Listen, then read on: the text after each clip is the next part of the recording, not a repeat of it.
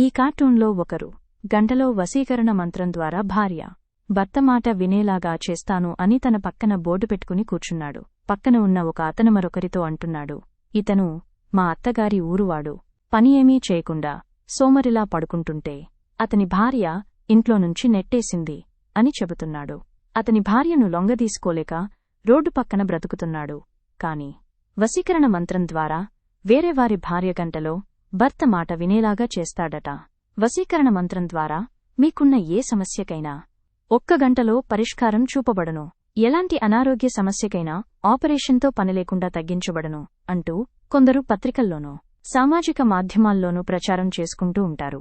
ఇంత బహిరంగంగా వారు మోసాలకు పాల్పడుతున్నా ప్రభుత్వాలు కాని చట్టాలు కాని ఏమీ చేయలేని పరిస్థితుల్లో ఉన్నాయి. ఇలాంటి మోసాలను అరికట్టడానికి మూఢనమ్మకాల నిరోధక చట్టం చేయాలని జన విజ్ఞాన వేదికతో పాటు మరో 30 వరకు ప్రజా సంఘాలు ప్రభుత్వాన్ని కోరడం జరిగింది. ప్రస్తుత తెలంగాణ ప్రభుత్వం ప్రత్యేక చట్టం చేయడానికి అంగీకరించింది. ఇప్పటికే ఈ చట్టం కర్ణాటక, మహారాష్ట్రలతో పాటు మరికొన్ని రాష్ట్రాలలో అమలు జరుగుతుంది.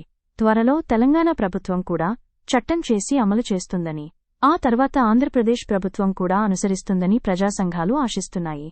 ఈ చట్టం వస్తే ఇలాంటి మోసకారుల దుకాణాలు బందవుతాయి. జన విజ్ఞాన వేదిక ఉత్తమ పౌర సమాజం కోసం పనిచేస్తున్న స్వచ్ఛంద సంస్థ.